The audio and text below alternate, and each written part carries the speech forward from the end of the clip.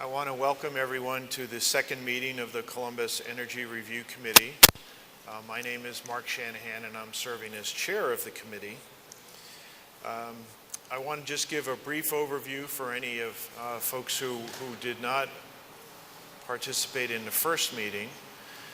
Mayor Coleman and Council President Ginther have asked a group of citizens, whom I will introduce in a minute, to come together and gather information and make recommendations to them about something called aggregation of gas and electric purchases. And we'll hear more about that as the sessions go on, but basically we're talking about whether or not there's a possibility as allowed under law for the city of Columbus to serve as a purchasing agent for citizens in the city of gas and electricity. And by bringing it into a large single bulk purchase, if you will, get a better energy package for citizens of the city. A number of communities in the city have done that. They've had varying experiences with it, and the mayor and council have asked us to learn as much as we can about that and then make a recommendation to them about whether or not they should explore moving forward with aggregation on electricity, on gas, or on both. So the format will be that we will have a number of hearings like this one about the city, and we will have presentations from folks. First meeting we learned a lot about the details of aggregation from the Public Utilities Commission, the Ohio Consumers Council, and getting a little wiring fix here. A lot about the technical details of aggregation. Today we're going to turn our attention to learning about the experiences of some of our Ohio cities who have gone through this process already. And we've asked them to be very honest with us about the positives and the negatives, the opportunities and the challenges they have faced as they have engaged in aggregation. In a minute, we're going to hear from Larry Falcon from the city of Cincinnati.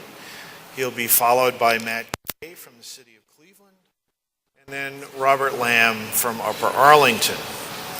Just a couple of mechanical notes, if you will. We would ask everyone who attends the meetings here in person, please make sure you sign in on the sheet that's on the table by the door.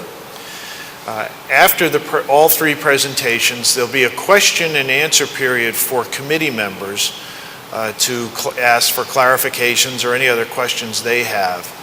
If you in the audience have questions, we would like you to write those down on the index cards that have been made available, and then we will put those up on the website that's been set up to cover this. And let me tell everyone right now what that website is. It's columbus.gov/Columbus Energy Review. And all questions will be posted on that website as well as the answers to them, so everybody can learn along with us.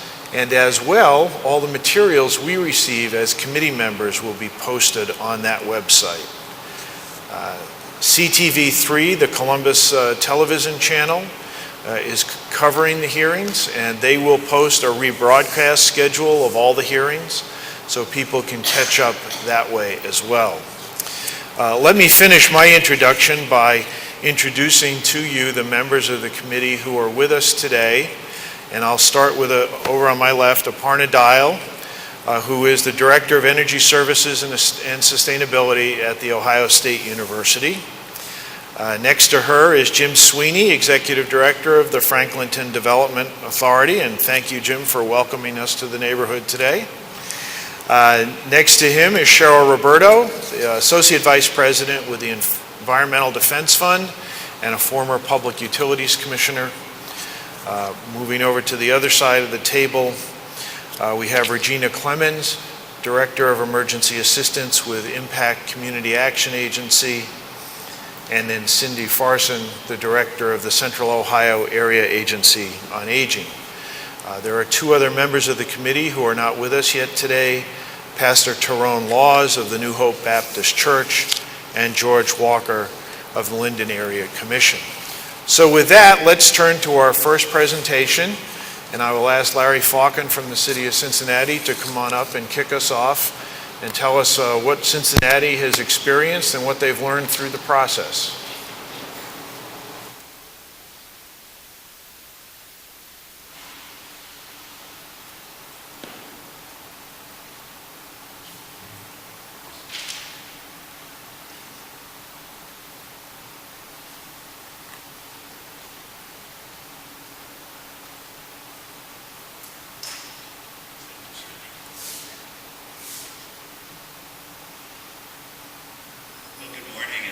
For the opportunity to be here today and to talk about Cincinnati's aggregation program. Very happy to join you all in Columbus this morning. I was, in advance of this meeting, provided with a list of questions that you all have already expressed about aggregation, and so what I'm going to do in terms of format really is base my comments right off the question sheet, and that way I'll know I'm covering the things that are most of interest to you. The City of Cincinnati has aggregation programs in place both for electricity and for natural gas. For both of them, they grew out of a ballot issue that we had on our ballot in November of 2011, and we put the programs in place in 2012. So at this point we have about 2 years of experience with the program. In 2012, we put in place a 2-year electricity aggregation contract and a 3-year natural gas aggregation contract. So we've just recently redone our electricity contract, and you can tell from what we did the second time what we thought worked and didn't work the first time. For natural gas, we're still in our first round. Describing our program, basically I just did. We have contracted with First Energy for our electricity aggregation, with Integris for our natural gas aggregation. When we redid our electricity aggregation program after 2 years, we ended up renewing with the same company, not because we were necessarily invested in that outcome, but because they again gave us what we considered to be the most advantageous proposal. So what did our process look like and how long did it take? Our process actually began with the lobbying efforts of one of the utilities that was interested in being our aggregation provider. And they went to the mayor's office and the members of council and talked up the advantages of aggregation and tried their best to convince city government that aggregation was a good thing to do. And ultimately, they were successful in that, and so the prime mover of the process for us was one of the retail electric suppliers that wanted to be in the aggregation game.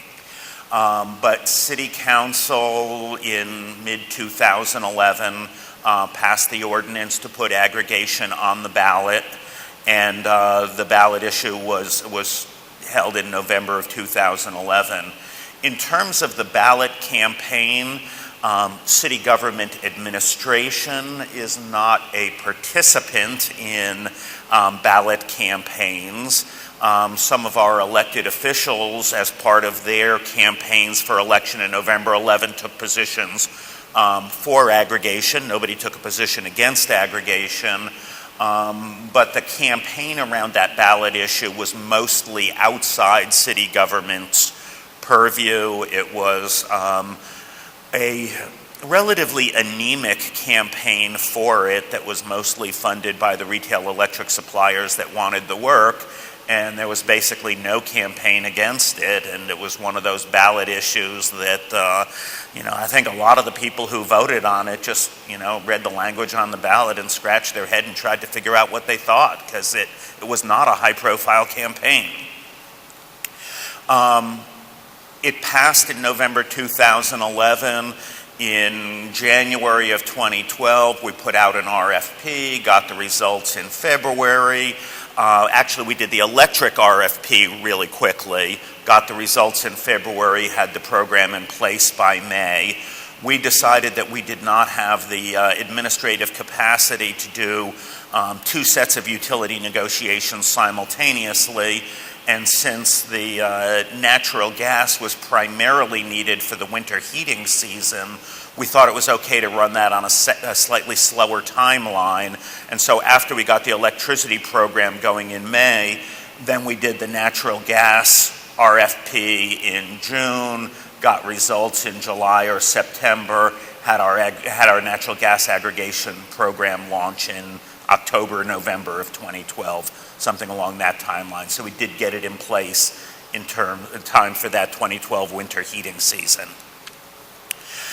In terms of green elements of the program, in 2012, we were the first major city in the country, the largest city in the country, to use aggregation to provide a 100% green electricity supply for our residents.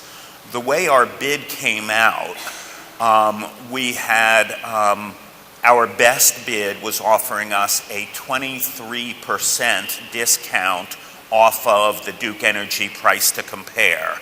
And what we required our bidders to do was to benchmark off the Ohio Public Utility Commission's price to compare price for our default provider, which is Duke Energy.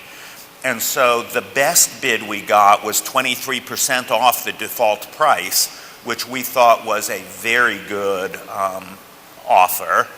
And the same company was offering 21% off for a 100% green electric supply. And the way we defined 100% green was that it would be backed by renewable energy credits, and those renewable energy credits had to be either recognized by PJM, which is our regional energy regulatory network, or of the same quality as those recognized by PJM.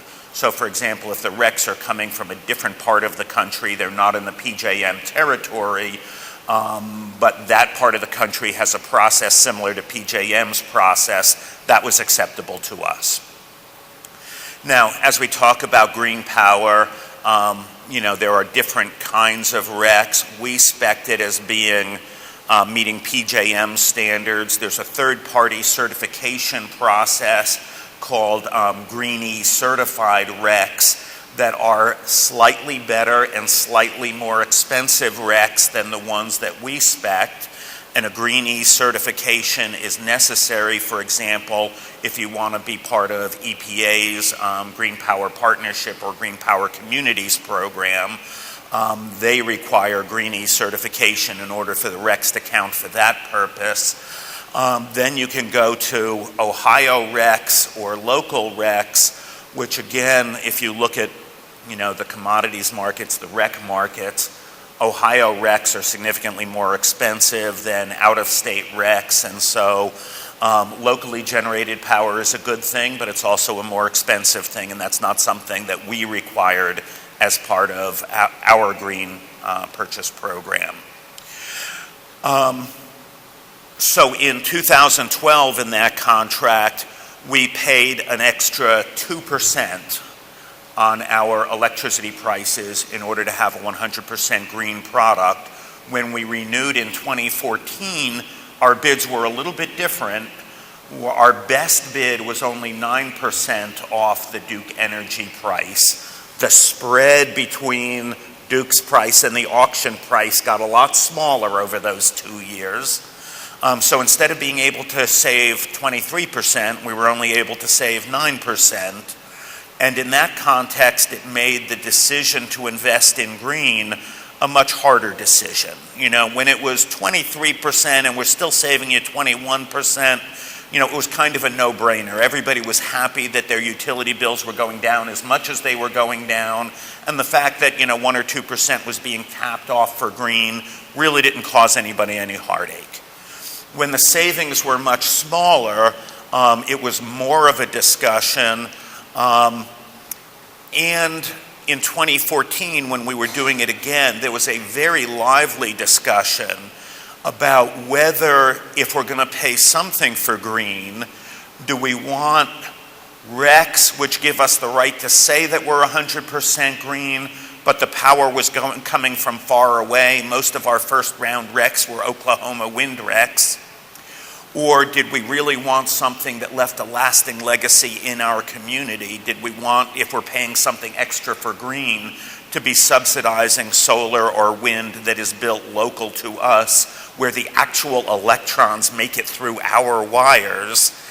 And it turned out that there were constituencies that thought that the RECs were most important, and there were constituencies that thought that the local power was most important. And what we ended up doing in our most recent electricity aggregation contract was both. The city manager initially made a decision to forego the 100% REC-backed product and put a 1% surcharge on the bills to support local energy projects. There was a groundswell on council that said, no, we're not going to back off on our first in the nation 100% green status. And the city manager, with the input of council, ended up deciding to do a 1% surcharge for 100% green and a 1% surcharge for a local energy fund. So we ended up saving our residents 7% on their bills, plus 100% green, plus a local energy fund. And that local energy fund goes to support primarily energy efficiency retrofits of existing housing in the community. And so in terms of saving our residents money, that investment in energy efficiency is very important in saving dollars for our local residents. And so that becomes sort of additional savings in the pockets of our ratepayers by helping them reduce their energy usage. Did we do anything unique with our administrative fee? Yes, that's what we were just talking about. The mechanism for creating a local green energy fund was to put an administrative fee onto the aggregation program. Typically, what a municipality will do is use an administrative fee on the aggregation price in order to reimburse itself for its expenses in running an aggregation program. So, you know, the lawyer you hire to negotiate the contract, the cost of staff time to do the bid reviews, all of those administrative costs, municipalities typically pay themselves back out of the administrative fee so that an aggregation program doesn't cost the city anything.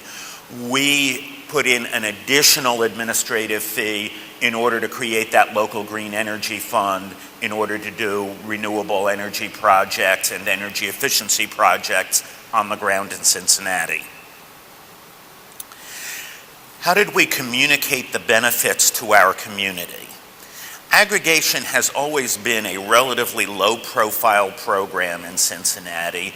The residents don't know a lot about it. The green community has been mobilized around it because there have been specific green benefits. From the perspective of the average resident, it may be somewhat ironic to phrase it this way, but the aggregation program is, in some sense, a program for those who won't help themselves or who don't help themselves.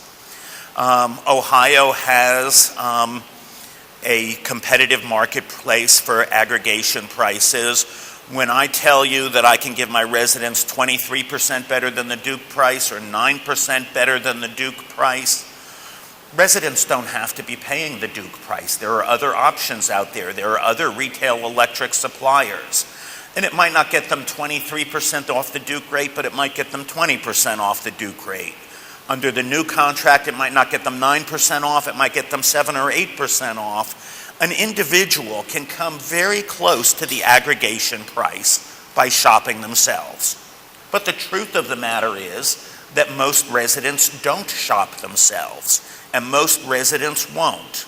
You know, no matter what kind of communication campaign you do to tell people, hey, you can save yourself 20% on your electric rates, just change companies. What we see in our market is that roughly 90% of the business and industrial customers have switched away from Duke Energy because they know they can get a better price and they're paying attention to their electricity bills. But approximately 90% of the residential customers did not switch until aggregation switched them, because they're not paying attention to their electricity bills. They don't trust the alternate providers. They're just nervous that if they're not getting their power from Duke, that I don't know what they're nervous about, but they're nervous. You know, everybody is selling something, and we've all been taught to distrust salespeople. And so your average resident doesn't switch. So we're saving them money. We're saving them money compared to Duke. They could save themselves most of that same amount of money, but most of them don't and never will. And so the only way to save them that money is to do an aggregation program where they are automatically switched. How do we deal with those that are not eligible for the aggregation program? And in Ohio, we don't have a municipal electric provider, but people who are on the percentage of income payment plan are not eligible for the aggregation pool. People who are behind on their electric bills are not eligible for the aggregation pool. People who have already chosen a retail electric provider on their own are not eligible for the aggregation pool. And basically, we did not deal with those people. Those people stayed with the default Duke provider, and they weren't eligible for the aggregation program. They're not in the aggregation program. We were able to pull between 60 and 70,000 households into our aggregation program. The ones that aren't in just aren't in. How does the process work once the contract is in place? What are the city's ongoing obligations? Nearly none. Once the program's in place, the transaction is strictly between the resident and the aggregation provider that you've chosen. The aggregation provider does the opt-out communications and manages the opt-out process. The aggregation provider does all of the customer service communication. We do a little bit of background oversight to make sure the aggregation provider is doing what they're supposed to do, but I will tell you we do very little background oversight. We probably received total out of 60, 70,000 customers that were switched to the aggregation pool. We got maybe a dozen, 24 phone calls from residents that had questions, and mostly what we did with those was refer the phone calls to the aggregation provider. Unless somebody said, I spoke to the aggregation provider, I don't like the answer I got, then okay, we will be the backup source of information and let them know that yes, they can, or no, they can't trust the answer that they got from the aggregation provider. But the city's role has been very minute once the contract is in place. One thing I will say, we did have one little, let's call it a fire drill, that we had to deal with shortly after our first aggregation contract.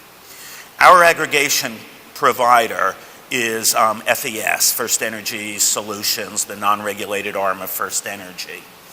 And they have service offerings that they market as a CRES, as a certified retail energy supplier, that they were marketing in Cincinnati at the time that we chose them as an aggregation provider. About a month or two after we started aggregation, actually while the opt-out letters were on the street, we got a couple of calls from residents saying, I'm really confused because I thought I was supposed to get 23% off, but I've been contacted by First Energy and they tell me they're the aggregation supplier and they tell me I should sign up with their deal, but the deal is only for 15% off. And we researched it and found, yes, First Energy was competing against themselves in our territory, trying to get people to sign up with a deal that wasn't as good as the aggregation deal while the opt-out letters were in the customer's hands for the aggregation deal. And that was like, no, that's not right. That can't be. And so, you know, our lawyers called their lawyers and they did a little bit of arm wrestling. And, you know, as a governmental entity, we know what it's like to be big enough not to have Department A know what Department B is doing. And so the people in the government aggregation side of First Energy had to go over to the retail sales part of First Energy and say, you guys got to stop that. We can't be competing with ourselves. This program is confusing enough already. The mistrust that we create in this way is going to hurt us. And so First Energy sort of pulled back that program and sent apology letters, and we haven't had a reoccurrence of that, but case study of the kinds of things that can go wrong along the way. And yes, you can recover from that and have a successful program, but it was one of the bumps in our road.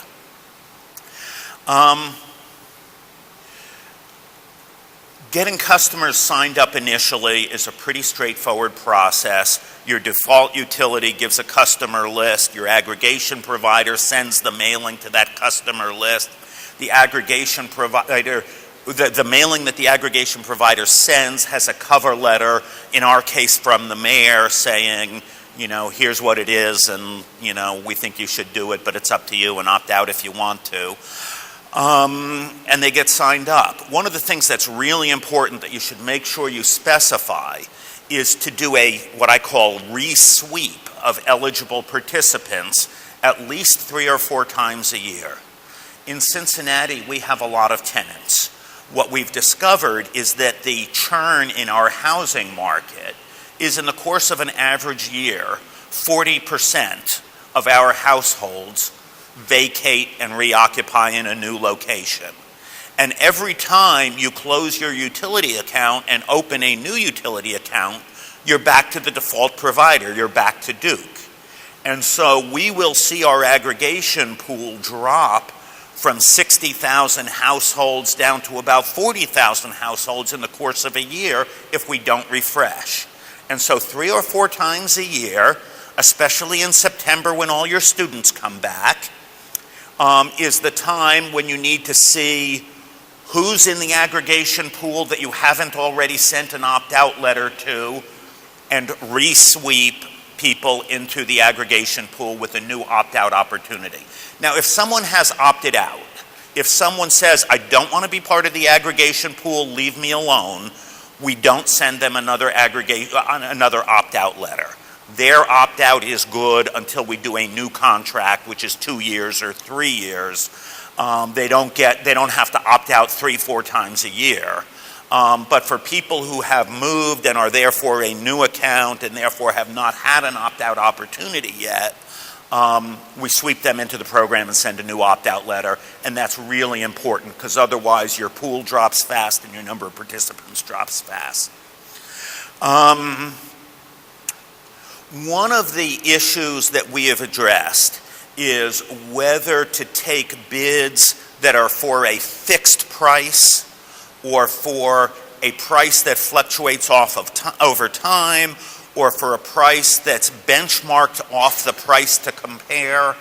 And there are good arguments on both sides of that question. We have opted for pricing that is a fixed percentage off the Duke Energy price to compare. We think that's easiest to communicate. We think what residents most want to know is, am I saving money compared to Duke? And that's how we've done the electricity contract. For our natural gas aggregation, we took a fixed price bid. And while we think that the fixed price bid has been generally better than the default natural gas price, which fluctuates over time, this past winter in December, January, February, when natural gas prices really spiked, there was a time when our aggregation price went higher than the default price. You know, auction price, here's how we did it. Our natural gas price is benchmarked to the NYMEX auction price. There's an auction price for natural gas, and that auction price fluctuates.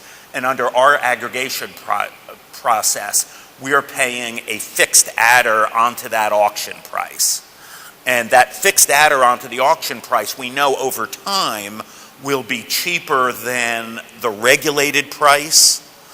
But during this past winter, the auction price spiked, and Duke's natural gas price will make up for that expensive time, but there's a time lag in when Duke gets to recover it. And so for a couple of months, we had aggregation prices that were higher than the default price. I had 2 or 3 residents on the phone screaming, "You told me this would be cheaper. I'm looking at my bill, it's more expensive." There was never any publicity around it. Out of 60, 70,000 customers, I think there were 3 who noticed. So it's not a big problem for us, but it really was embarrassing for a little while when we were looking at it and going, well, you know, our price is higher. What do we do about that? It is higher. And then the market's normalized and our price is lower again.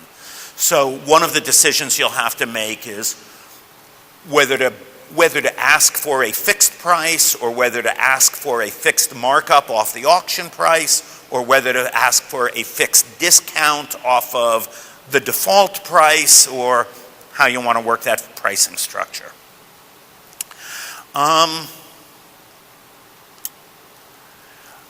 I think that mostly covers the things here on the, so I will leave it there and entertain any questions that you want to ask. I think what we're going to do, Larry, is listen to all 3 presentations, just in case the others cover some of the questions people might have, and then we'll have questions for all 3 of you. So thank you very much for that. Next, we're going to hear from Matt Gray from Cleveland.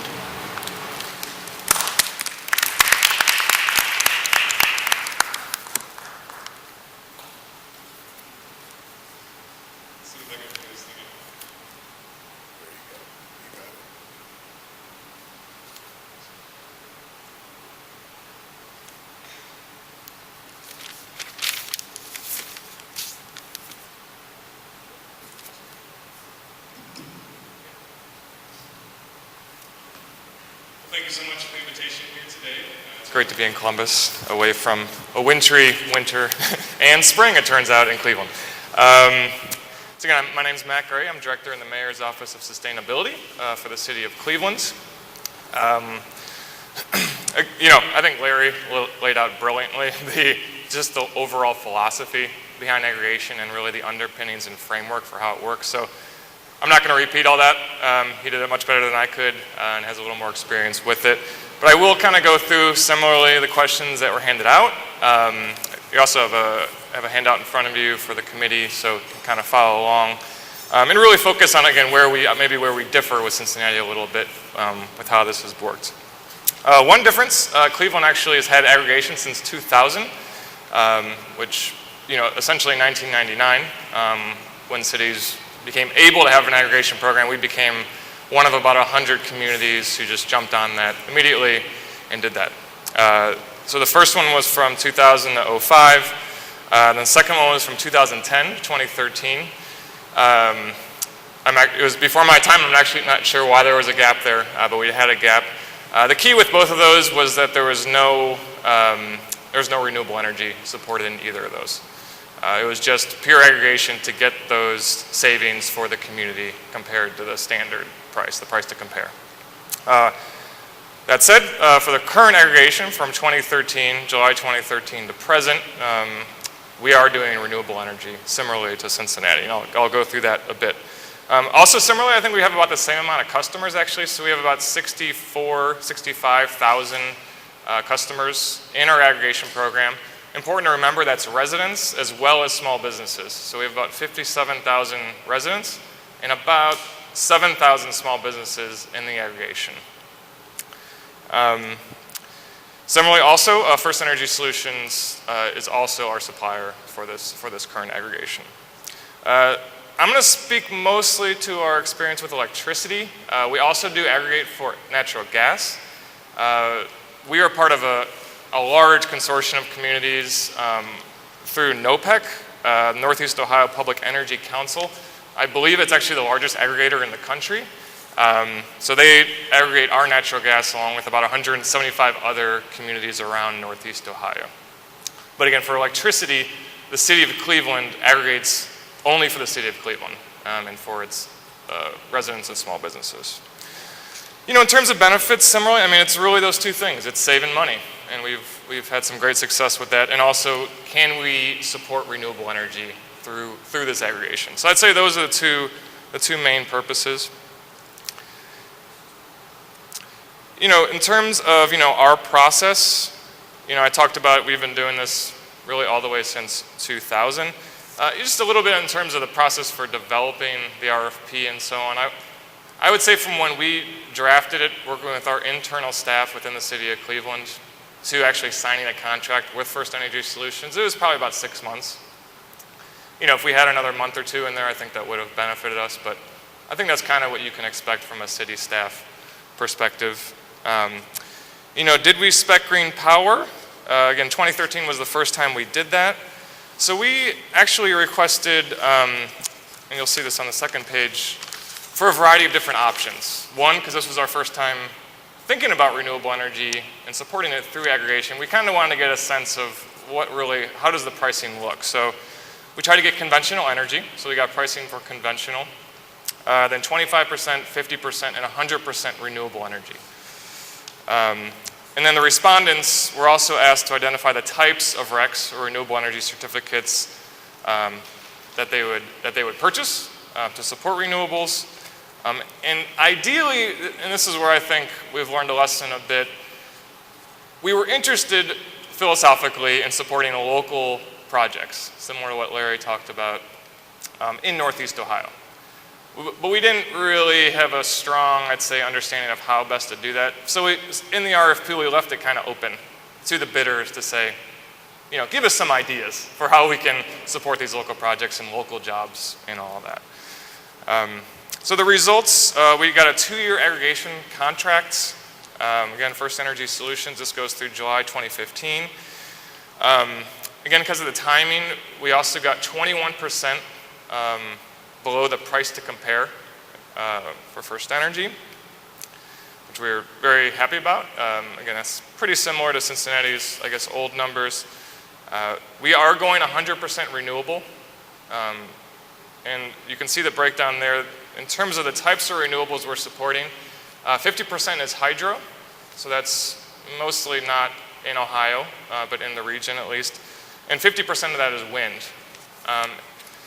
In part of our request for pricing, we also asked, how much, basically, what's the extra charge for supplying Ohio wind?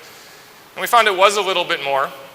So in the end, we decided to do some Ohio wind, but not all Ohio wind. So it's 50% hydro, 30% Ohio wind, and then 20% out-of-state wind, but in the PJM territory. So we were pretty excited about that opportunity to support also the Ohio's renewable energy industry, which is crucial. You can see the projected annual savings there. We'll see we're still kind of in the middle of our first year, but we're looking at about $11 million in savings for our residents and small businesses compared to that price to compare. Again, like Larry said, of course, they can shop on their own and get close to that, but would they? That's the question. So if you just compare that 21% to 0, that's $11-ish million. And we'll see where that comes out at the end of year 1. And then, probably between 500,000 and 600,000 megawatt hours of renewable energy supported. And this is why this aggregation is so exciting for even nationally, internationally, for advocates of renewable energy. This is a huge opportunity to support renewable energy. That is a lot of megawatt hours supported. So did you do anything unique with the admin fee? In 2013, we actually didn't really have an admin fee. That's one thing we're going to explore in 2015. Similarly to Cincinnati, is there a way for us to support energy efficiency, local energy efficiency, and potentially renewable energy projects through some sort of admin fee? So we're starting to think through that right now. How did you communicate the benefits? One of the main reasons was that initial opt-out letter that every resident and small business has to get from the supplier, First Energy Solutions. So on that letter, we tried to clarify as much as we could in a short amount of space what they're actually getting. So we talked about that, the renewable piece. We talked about where the renewables are coming from, and that sort of thing. You know, we've done press releases. We have our larger Sustainable Cleveland initiative where, you know, we bring up this success story in all of our community outreach programs, media interviews, and national recognition. Both us and Cincinnati received an honor from the World Wildlife Fund, Bright Place to Live Award, because of this aggregation. So it's getting national attention. How do you deal with those not eligible? And the big one here for Cleveland is municipal utility customers. We have a weird, pretty unique situation where about half of our residents are served by First Energy in the city of Cleveland, and the other half are served by Cleveland Public Power, which is our municipal utility in the city. So just to make clear, the aggregation only is for the investor-owned utility customers, so First Energy in our case. It cannot apply in this case to the muni customers. They can opt in, they can just buy green energy on their own through a variety of programs. So that's their way to support. So how does the process work once you have a contract in place? Again, it's not, the heavy lift is in the RFP generation, city staff reviewing the bids, that sort of thing, doing the contract negotiations. But once the program's in place, it's pretty minimal, I think, compared to Cincinnati as well. You know, how do customers get signed up initially and throughout the year? So similarly, it's an opt-out program. We did a little differently in the fact that customers initially actually had 3 options. So normally aggregation, you do nothing, which means you get whatever's negotiated by the city, or you just opt out and you do your own thing. In this case, we had 3. So we had do nothing. So you get 21% cost savings. You get 100% renewable energy. You can opt in to 24% cost savings, but getting conventional energy. So basically not supporting or very minimal green energy. And the third option, again, was the opt-out, and you're just going to do your own thing.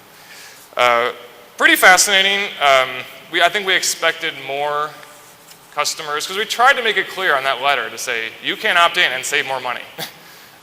So out of those 66,000 customers, 50 opted in to 24% savings as opposed to 21% savings. You know, again, I think a lot of this is, a lot of residents just don't pay attention, right? They're just going to do what's automatic and a do nothing option. But still, given that, I think it still says something to the fact that renewable energy, especially when it's a very small cost premium, is popular. And I think that aligns with a lot of the polling around renewable energy in Ohio, where you have 90% of Ohioans say they're willing to pay more than $2 a month for renewable energy. Our extra cost is less than $1 a month for those residents. So it aligns pretty well. Also important, there is no transfer fee for leaving the aggregation. So if it's after the opt-out period, so a 21-day opt-out period in the beginning, you can just leave still and there's still no cost to the resident. And that was important for us.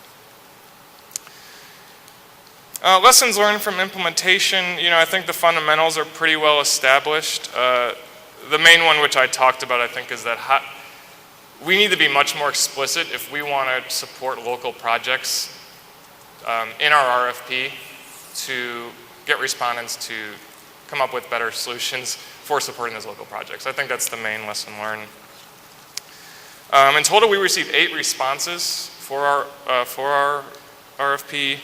And I told you about the final price was 21% or 24% if you opted in.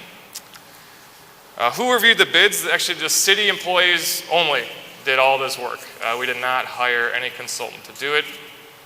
Especially if you're getting a little more complicated and you're trying to support those local energy efficiency and renewable, you may want to bring in a consultant, I would say, to help flesh that out. But in this case, it was all city staff that did it. Contract term, I think this is something you want to consider with the aggregation is what's the length of the term. We ended up doing 2 years. I think, when we did this in July 2013, of course, already then you could see the prices beginning to rise out to 2015, 2016, 2017. So the bids we got back, if we did a 3-year term, it was going to be, especially for this fixed price, it was going to be less. Actually, it was going to cost more, I guess. So we decided just to do the 2-year and stick with that. But that is one decision you'll have to think through.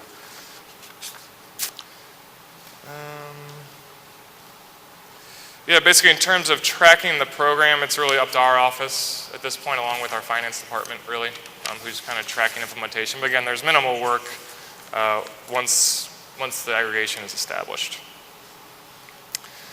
You know, if we receive any negative feedback from residents, not especially. Actually, we've gotten much more positive feedback from residents saying they were shocked, honestly. Like, really? Like, am I reading this correctly that I'm 100% renewable? I'm like, yeah, technically you are 100% renewable.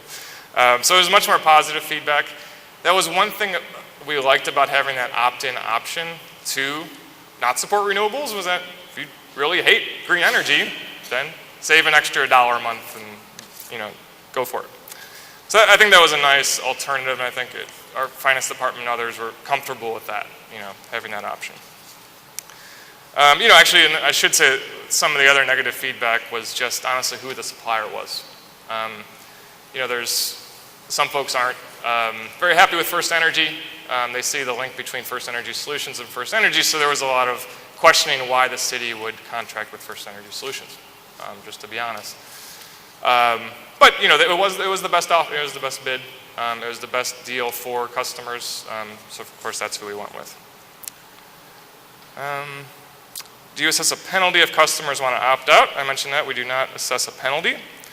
How do you structure the savings? Similar to what Larry talked about, you will have that option: fixed price versus percent off the price to compare. We went the percent again, that 21% or 24%. We just thought, one, honestly, we're not experts. In the city, we don't have that core energy expertise to really know the markets to predict 2 years out. Who can do that, really? To predict 2 years out to what those prices are going to be. We thought it was a safer option to guarantee those savings against the state. And finally, did you include reliability standards in your contracts? The contract does state that they have to provide a firm supply of power to serve the whole aggregation needs for the length of the contract. So I think that's basically it. I'll hand it over. Thanks.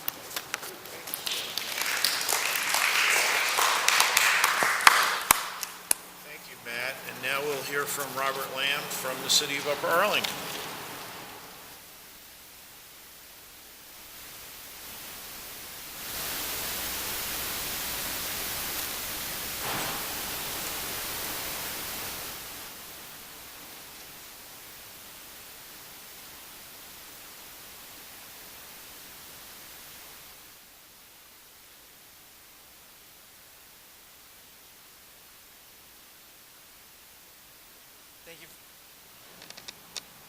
Thank you for the opportunity to be here today. My name is Bob Lamb, and I am the Community and Economic Development Manager for the City of Upper Arlington. Larry, thank you so much for the great job that you did explaining aggregation overall. I'm going to follow Matt's lead and not go into that bit since I could not do it as well as you did, Larry, so thank you. Really, I'm going to follow Matt's format fairly closely, tell you a little bit about the city's sustainable policy, and then go into our experiences with the aggregation program. When the city adopted its master plan, it set a policy to maintain and develop a more sustainable, walkable, and competitive Upper Arlington in the future through innovation, efficiency, wellness, and environmental stewardship. We're very proud of our track record in that regard, and we work every day to try to do better. Throughout the past few years, we have sought joining the Central Ohio Green Pact, as well as transferring to LED lights for many of our traffic signals, flashing guards, and crosswalks. We're very proud of this record, and as I said, we're trying to always do better, we're looking at different opportunities that are available to advance our sustainable policies within the community. In 2000, we decided to go into aggregation as a community. On November 7th of 2000, we passed a ballot issue to allow for electrical aggregation, and then in 2003 we passed a ballot issue for natural gas.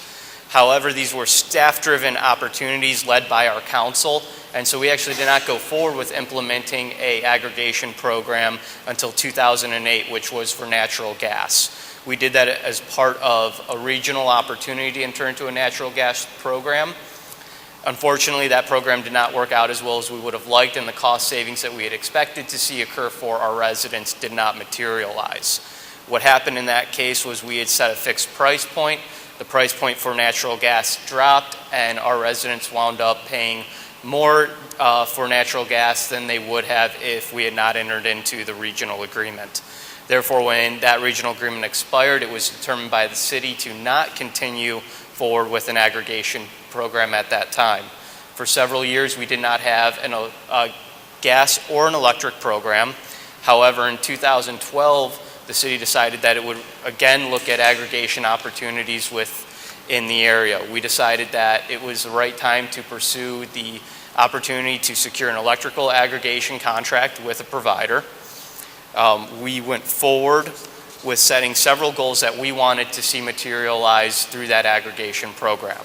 To secure a preferable rate for our residents, to assist residents with understanding the different market variabilities that exist, to help our residents who have multiple properties within the community, whether they were business properties and residential, or residential property within the community and possibly a residential property somewhere else in the country. Many of our residents are seniors and do have houses in Upper Arlington and residents in other communities throughout the country.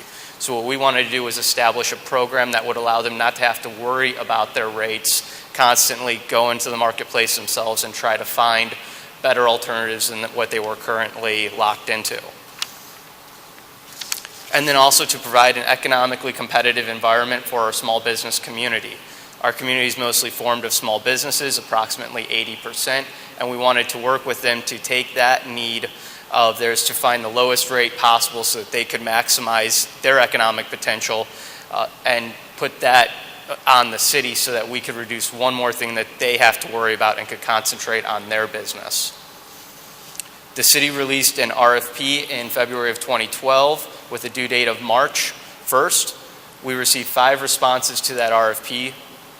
Of those, we asked AEP Energy and First Energy to refine their proposals and come back to the city.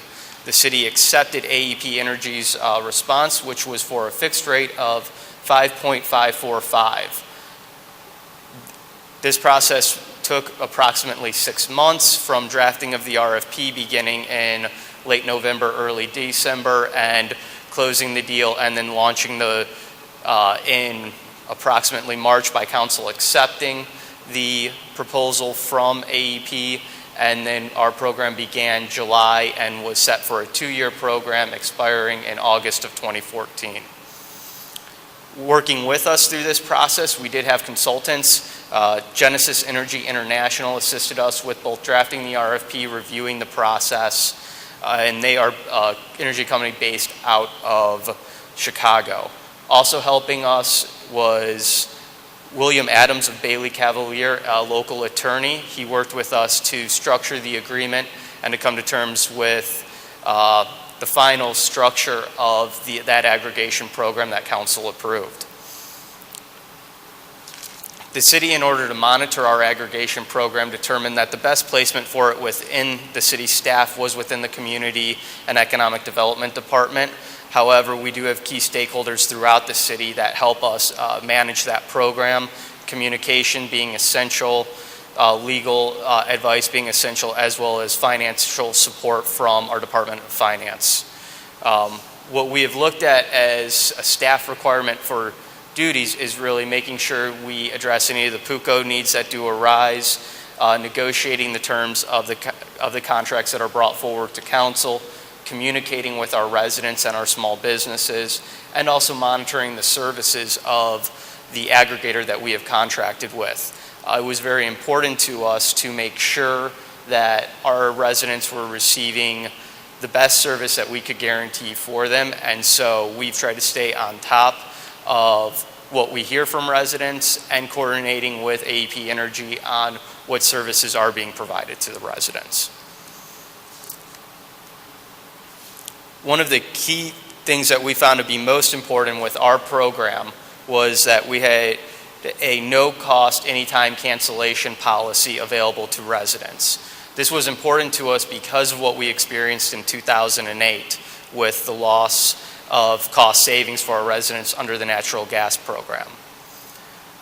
What we did was ask for an anytime, no-cost cancellation opt-out, and because of that, we actually found a lot of our residents chose to go into the program. In fact, we had 12,132 households enter the program of a community of about 13,000 households, and 565 small businesses of approximately 1,000 small businesses. So 93% and 56% respectively. We did offer green energy options through AEP Energy Provider. However, it was not part of our aggregation process. That is something that in the coming years we are going to be looking at and we think would be beneficial to the community. But as we entered into this first-time aggregation program, since the 2008 issues that we faced, we wanted to keep it to conventional energy at this time and explore other options in the future. Concerning the promotion and outreach activities that the city performed, we really set three main goals that we wanted to see materialize. Keeping our population informed, monitoring that customer service, and maintaining ongoing communication. Our community is a little different than the communities that you've heard from earlier today. We're much smaller with only 33,000 residents, but we also don't have a very high level of transitory population. So having new people coming in, renting homes, and getting in front of them wasn't so much a concern of ours, but making sure that residents had an opportunity and a way to constantly provide feedback and reach city staff we felt was very important. As a way to reach out with the launch of the program, we pursued multiple avenues to do so. City newsletters, city manager columns, making fact sheets of information available to our residents, advertising in local publications, media releases, websites, and social media, all the standard outlays that you can do to try to reach your community, including the opt-out letter that was discussed earlier. One of the things that we really were impressed with from a staff side was the courage of our council to go forward and again enter into this type of agreement after what they had faced in 2008. To give you an idea, you've heard that from Cincinnati and Cleveland that they didn't receive a lot of calls from residents to address what was going on in their communities. With only 12,000 stakeholders taking part in this program, I would say we've received several hundred calls within just a week of putting out the information of the program. So making sure that what we were going to be putting in front of council was something that they could comfortably support and move forward with was very important to us. Some of the key issues that we did learn going through this process: make sure you have enough time. You know you're going to have approximately 3 to 4 months just to adhere to the systems that are put in place by PUCO. We would recommend another 3 months or so. So again, going back to what was previously mentioned, a 6-month period. Again, keep lines of communications open to residents. One of the key things for us was to make sure that the aggregator partner that we were working with provided a full-time, fully operational call center. We wanted to make sure that at any given time residents could reach somebody, and that if needed, we could reach somebody. Cities don't have access to the full billable information that is out there, and so lots of our residents would contact us wanting to know questions about their bills and specific issues related to that. We don't have that ability to answer those questions, so knowing that we could put them in touch with somebody immediately that could help address their concerns was very important for our community. We are currently in the process of entering into a new aggregation program. We don't expect to see the cost savings that materialized last time in this next round. To give you an idea, AEP Energy has projected that the community saved approximately $3.4 million over the 2 years that it was under this aggregation program. That breaks down to approximately $260 per household of savings. So we're very excited over that. We felt that the program did exactly what we wanted it to do. save money for our residents, as well as servicing their needs of being able to have somebody easily accessible to address questions. Coming into this new program, we again released an RFP. We are currently in the process of negotiating with First Energy. This rate will be more of a 7.84 fixed price. However, we do have a no cost anytime opt-out available as well for residents. Further, this program is only being put in place for the next 9 months. It's our hope to see what occurs in the electric auctions that will be happening over the next few months. We want to see that play out and then look at entering into possibly a new aggregation program if at that time it makes sense. Thank you.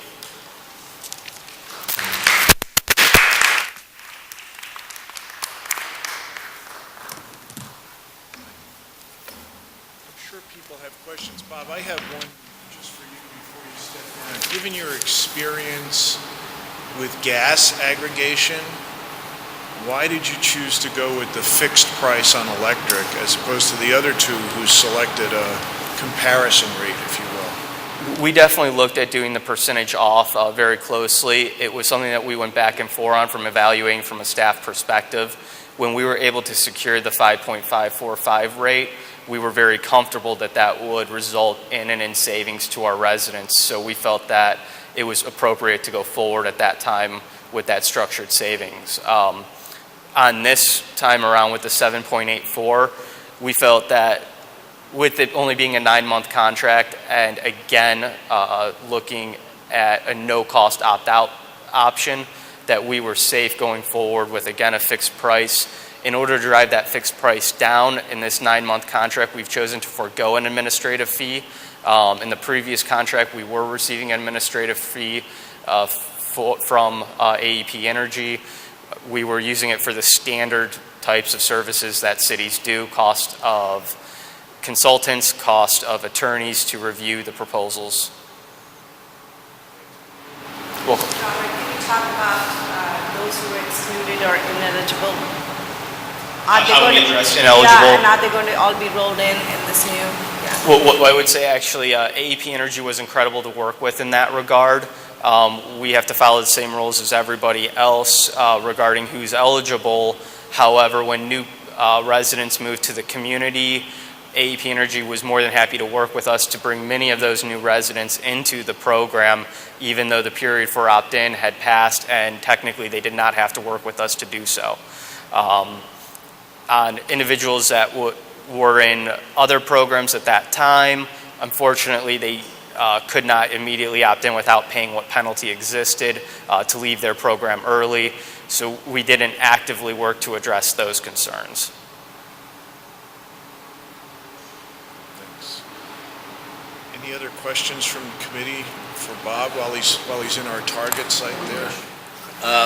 I'm sorry, I missed the percentage population participation, household. Household was 93% and small business was approximately 56%. 93% of those eligible.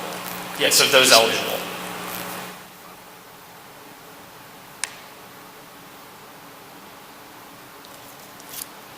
Do you have a sense of why the small businesses was so much lower? I mean, talking with the business community, there were other options available at that time. I think a lot had locked into other options that had previously been made available to them. And so it was a lot, I think, to do with the fluctuation of pricing and the structure at that time. And to be honest, we are a bedroom community, and so a lot of our marketing activities were focused more on our residents. Thank you. Questions for our other two presenters? For Cincinnati, since I think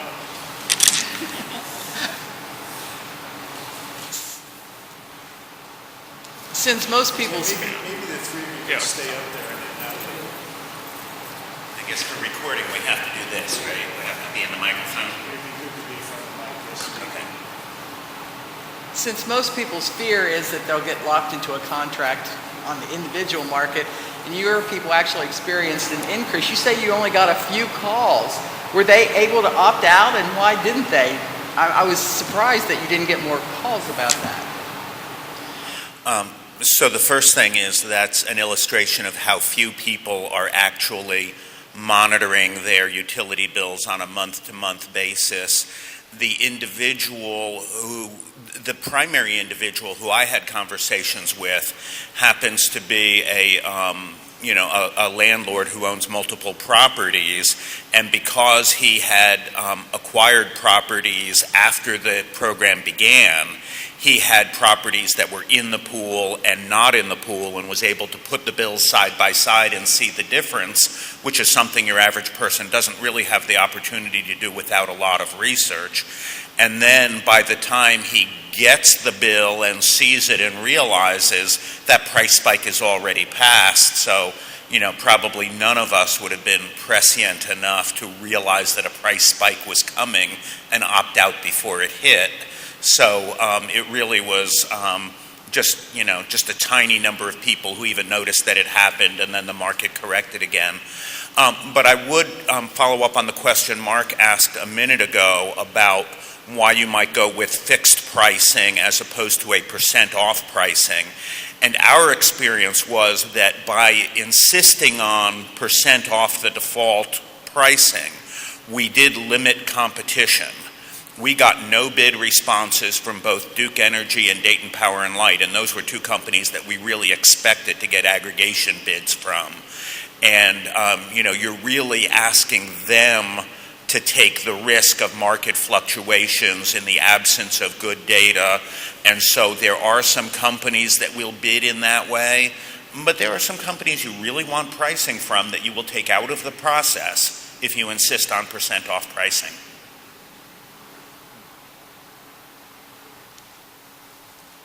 I was just wondering if all three of you could talk about what qualifications you had for your proposers, for your competitive companies. Did you have financial requirements or some other minimum qualifications before they were permitted to compete?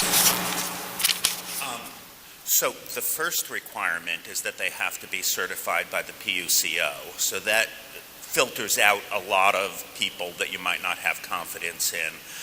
But in addition to that, we had not requirements, but we did have in our bid specs a lot of questions about the size and financial stability of the organization and the experience in the aggregation market. And so in our scoring process, there were definitely points awarded for being a bigger, more financially stable company that has aggregation experience doing communities our size. And so, so our experience was not to set requirements for that, but definitely to award points for that.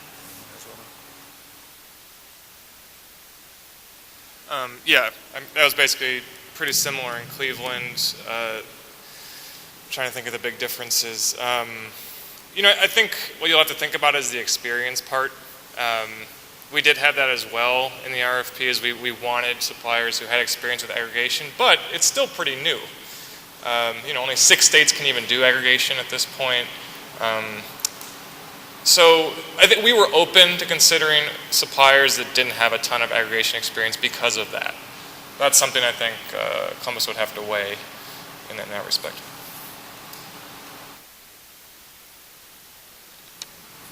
Our process was very similar. One of the main things that we wanted to focus on was ability of the company to provide for the needs of the community as well as its financial strength. One thing that I will add that is not dependent on your aggregation decision is no matter who you hire for aggregation, you still have your poles and wires company in the background. In the event of a major storm, it's still Duke that puts our wires back up.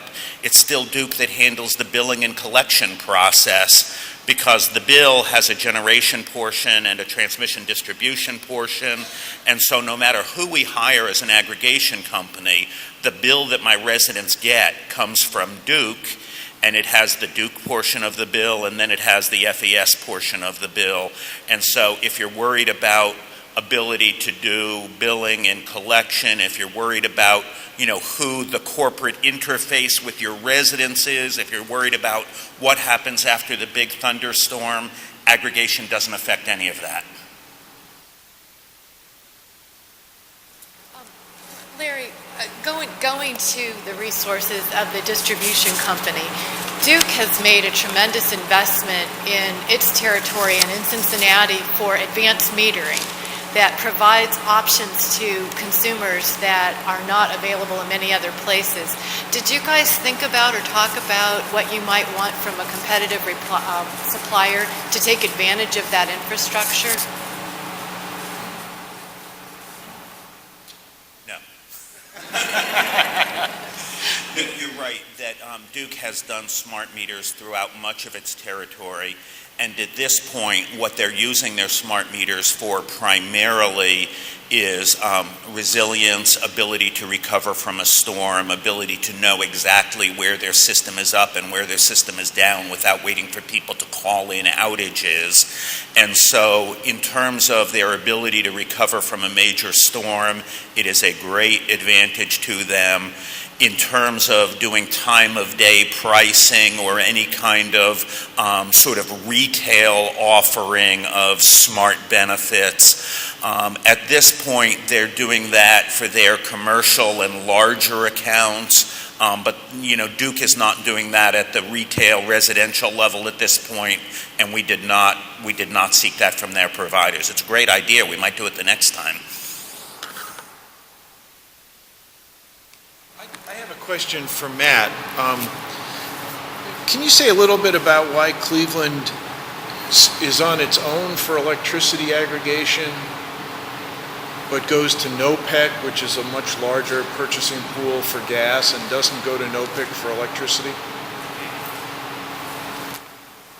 So the question is, why does Cleveland aggregate on its own for electricity, but is part of this larger group for natural gas? I don't know the exact answer. I think it's historical in many degrees.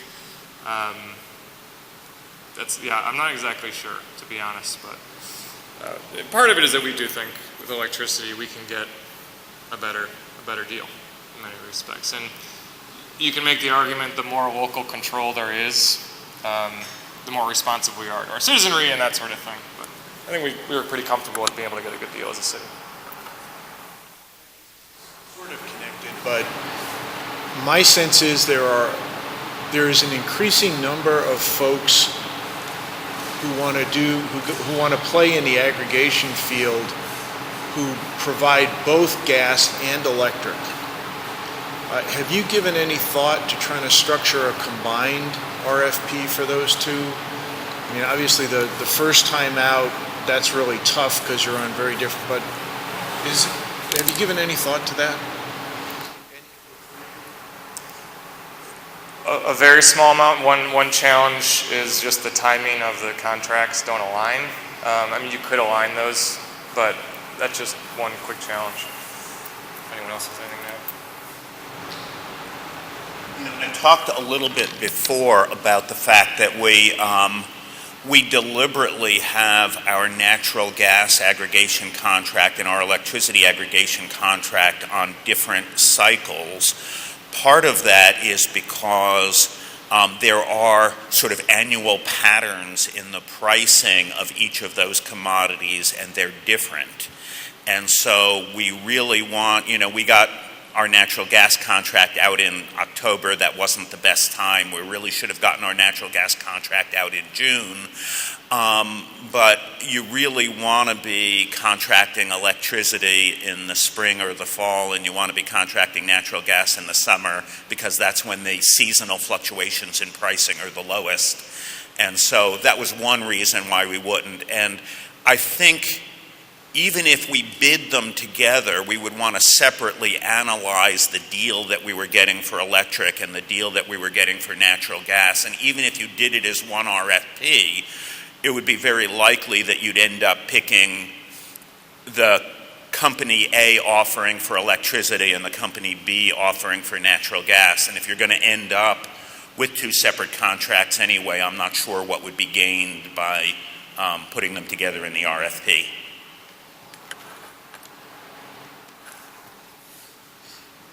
Larry touched on most of the items that I would say as well. The one thing I would add in for Upper Arlington, it's the fact that we haven't made a decision at this time to go back into natural gas aggregation. a little bit more about how the percentage price of a price to compare works? Does it vary every month then? You say it's always 21% less than the price to compare at that point in time for that billing cycle. Is that?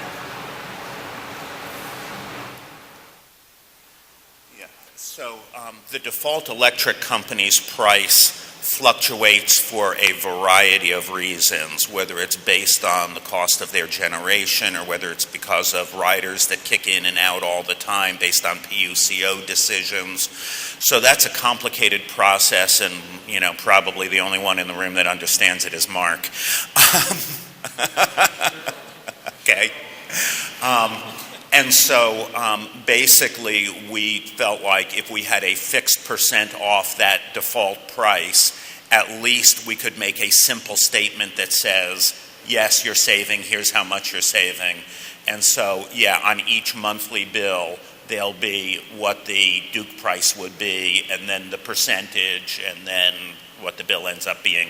No, all that arithmetic is not on the bill, but that's how the bill is computed.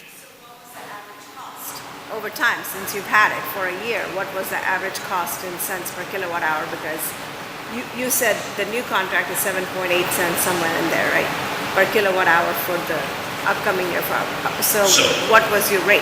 I could get you that number, but I don't know it off the top of my head. Question for Matt.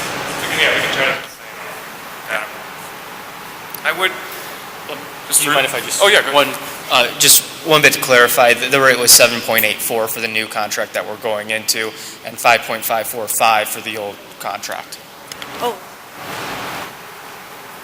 Yeah, and I just want to, while you brought this up, I do want to stress the communications piece on the percent off price to compare. It is much easier to communicate the benefits.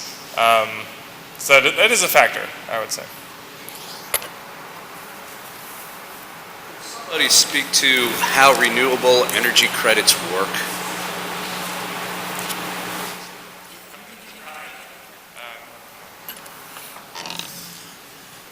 So electrons are really hard to track. You put them into you've got a generation location where electricity is being generated and fed into the wires, but there's no way to channel those electrons to a particular meter where electricity is coming out. So what happens is you got, let's say, a dozen entities feeding electricity into the grid and 1,000 entities taking electricity out of the grid. And so what you've got in there is a bunch of electrons, and some of them are green and some of them are brown, and you can't tell the difference.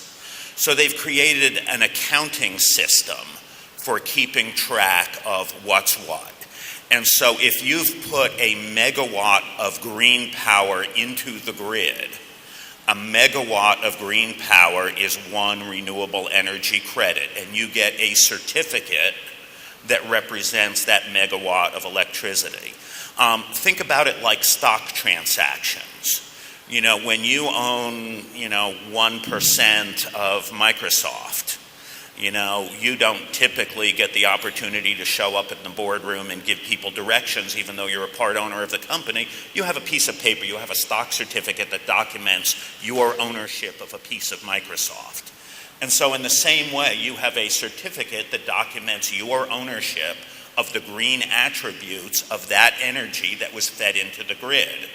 And so when I say I've got 100% green energy, I've got 500 megawatt hours of electricity that I used this year, and 500,000, is that what I said? And you've got 500,000 RECs documenting that you are the owner of the green attributes for 500,000 megawatt hours of green energy that was fed into the grid during that year. And so I've got my use and I've got my certificates, and so I know as an accounting exercise that all of my power was green energy. Did I actually get the electrons that came from the Oklahoma wind farm that I bought the RECs from? No. And even if the wind farm was a mile down the road from my facility, I still couldn't tell which electrons are coming out of the wire and whether I'm getting that power. So it's purely an accounting exercise. It can really trip people up with the RECs. especially if you do your own like solar array. So if you actually build renewable energy on this facility, but then you sell that REC to someone else, they claim that renewable energy. You can no longer actually claim that you're green.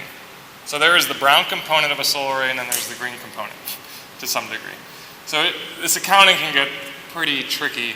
I think the general outstanding question with RECs maybe is, when you buy a REC, would that wind turbine or solar panel have existed if that REC was not sold? I think generally you can say that purchasing RECs off the market is supporting those projects. Can you be 100% sure that it wouldn't have existed without buying that REC? No, you just can't do that. But you are generally supporting the renewable energy market. There are third-party certification organizations that have rigorous processes to make sure that RECs are not double counted, that you don't get a REC unless you have real green energy.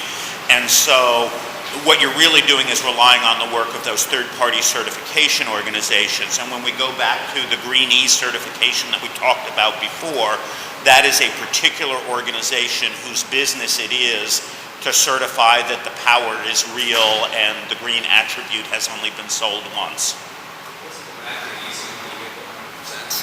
I mean, when you're saying we're 100% renewable, does that mean everybody who's taking power off that grid in the program is using power that was ultimately formed by a renewable source?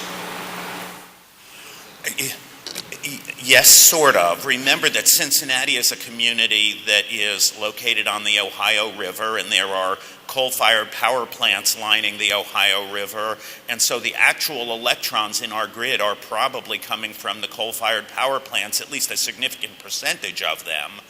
And so when Duke Energy can't sell that power to us, they're still selling that power into the grid. Somebody is getting that energy. Are those electrons coming into my home? Sure they are. But from an accounting exercise, the more of the market goes with green energy, the more limited the options are for Duke to sell their brown power. Accounting, yes, 100%. That's why RECs are beautiful, because from an accounting perspective, it is pretty clear. Right, and you need the certification agency to know that that wind farm in Oklahoma that's selling me the RECs, if they generated 200 megawatts this year, megawatt hours, then they have 200 RECs. And if they try to sell 250 RECs, or if they try to sell those 200 RECs to me and also to Matt, somebody is going to notice and crack down on them, and that's the Green E people that I rely upon to certify that my RECs are real. So I think what you're saying is 100% of the money that you're spending buying energy is equivalent to buying 100% of RECs, but you're not necessarily getting the electrons from the green sources. So there's a mix, but all the money from the aggregate that's being spent on energy can be accounted for by green sources. I think yes. Yeah. All the electrons are coming from those green sources. But Right. okay, so you're supporting green sources, not necessarily I get you. And one last quick follow-up, is this in any way geographically driven? In Central Ohio, do we have the same options for RECs that you have in the north and south part of the states? Yeah, you have the same options for RECs. It's somewhat geographically driven in the sense that Ohio has a renewable portfolio standard, at least it does this week, which means that there is a market for Ohio RECs, and so Ohio-generated RECs are worth more.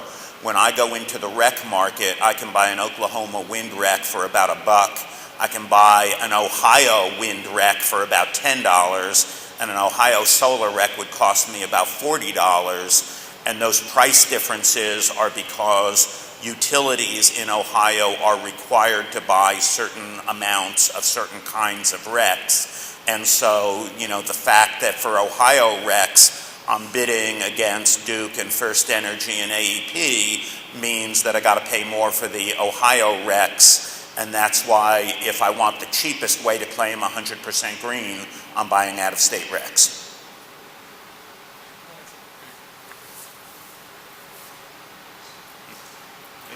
questions from the committee?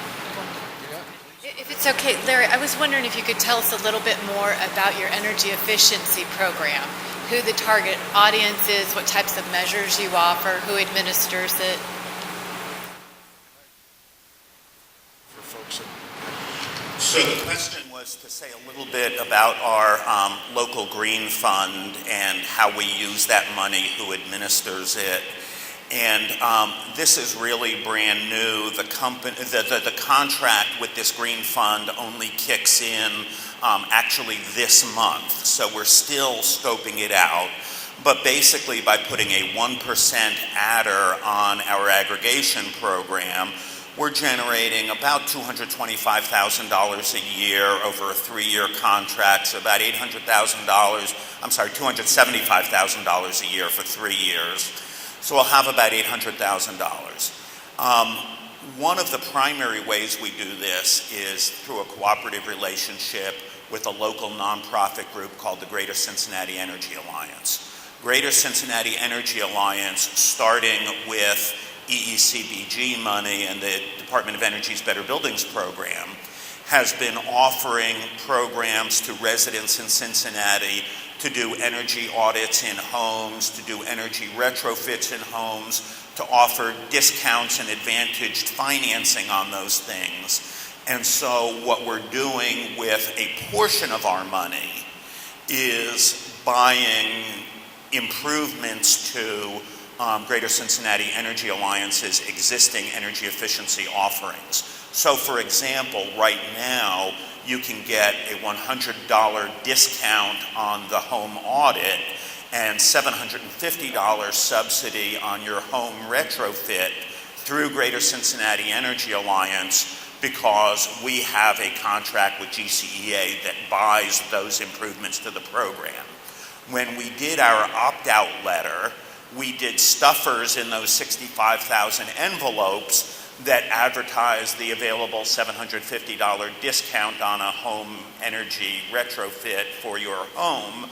And so that helps us get uptake on those energy efficiency projects. One of the things that we're talking about right now is how best to market, how best to sell the energy efficiency advantages to homeowners of doing these kinds of retrofits, and how best to penetrate the landlord-tenant market with these energy efficiency products. And so we're talking to some third-party vendors, one of whom is in the room today, in addition to Greater Cincinnati Energy Alliance, to figure out not only how to provide financial incentives to our residents to do energy efficiency, but also how to get the residents to take advantage of those incentives. Because a lot of times with energy efficiency programs, the uptake is the hardest part of the program, getting people to actually do what should be a financial no-brainer. If I could give a little different perspective, as a smaller community, we don't have the same base to draw from. So what we try to actively do is work with those organizations who are already out there providing similar types of services. We're actually currently working with AEP Ohio on the Community Savers Program, which I believe a neighborhood in Columbus already took part in earlier this year. And so it's working with those larger institutions that have the programs in place that we can help get the information out to our residents and small businesses to find ways that they can reduce their energy costs. Bob, a point you touched on, I think, is a really interesting one, and maybe each of you could talk a little bit about, the distribution company, the poles and wires company is still there, it's still regulated, it has certain obligations. What's the interaction, if any, between you and the aggregator and the distribution company? I mean, is there a way, for example, I'm thinking this week, there's still a requirement for those distribution companies to do energy efficiency programs. Is there some way to leverage the work that the aggregator is doing with the distributing company? Well, I guess to address the first part of your question, the conversation between the aggregator and the actual utility provider, for Upper Arlington, while AEP Energy was our aggregator, they clearly have a relationship that exists there. From a community standpoint, we have a great relationship with both AEP Ohio and AEP Energy. As an older community with aging infrastructure, there's always concerns related to how we're providing services to our residents, and so we do work very closely with AEP Ohio to make sure that different issues are being resolved as quickly as they can be. Last summer, there were problems that did occur throughout the community due to a variety of issues. AEP Ohio worked very diligently with us to try to address those needs as they emerged. Several times the Upper Arlington High School was shut down, and other issues that did come about. So we're very happy with how AEP Ohio worked with us to try to address those needs as they came up. It is hard to forecast, though, what you're going to have to tackle in those areas. Yeah, Duke offers their Smart Saver program, which is their version of energy efficiency incentives and rebates for various activities. So one of the things that we know is if an energy efficiency program is going to be successful, we have to make it easy for the homeowner or building owner. And if the vast majority of people won't make a phone call to switch companies to save 20% on their electric bills, what kind of hoops do we think that they're going to jump through in order to do energy efficiency work in their homes to save 20% on their electric bills? And if it comes to hiring a contractor and overseeing work in their homes and then filling out a set of paperwork with Duke for their rebate and filling out another set of paperwork with Greater Cincinnati Energy Alliance for their rebate, the number of residents who are going to get to the end of that process is very, very limited. It's going to be a small appetite for that program. So one of the things that GCEA does is bundle it all together into a turnkey program so that a resident can make one call and GCEA can designate one of their pre-certified contractors to go out and do the audit, put together the package of retrofits that is appropriate for that structure, pool together the Duke rebate and our rebate and DOE money that they have, put together an advantaged financing package. So once the resident has made the first phone call to say, I'm interested in efficiency, what do we do? You know, GCEA has the contractor on their way, that week to do the audit, comes back 2 weeks later with, here's exactly what you need to do, sign here, we'll take care of everything else. And it's that kind of turnkey program that makes it really easy with a limited number of decision points that helps residents who lead busy lives and are subject to information deluge to actually get to the end of the process before they get distracted by their busy lives. Yeah, I'll be quick. Just to reiterate that point, that one-stop shop for residents is absolutely crucial. We had also a stimulus program called Energy Saver for residents. And we had that one person that resident knew they could keep going back to for everything, from the audit to the retrofit to the financing to follow-up to measuring to looking at their bills afterwards to ensuring they're getting those savings. So absolutely crucial. And we saw about a 50% conversion rate, which is one key metric when you're looking at this. So converting from the audit to an actual retrofit. And nationally that's more like in the 30s. So, and the key piece of that, I would say, is that one-stop shop. So, if you guys go forward and do some sort of energy efficiency program, it's really crucial.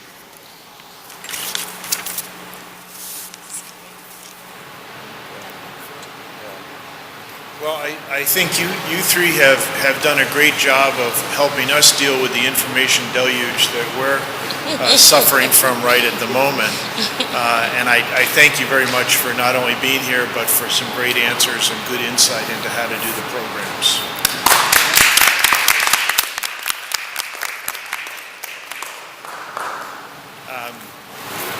For committee members and everyone else, our next meeting is 2 weeks from today, Friday, May 30th, again from 10 a.m. to noon. Next time we'll be at the Whetstone Recreation Center. For folks here in the audience, a reminder to please make sure you sign in. If you do have any questions, get them on those cards and they'll be put up on the website. and there will also be put up the answers to those questions on the website. So I appreciate everybody being here today, and thank you all for your participation.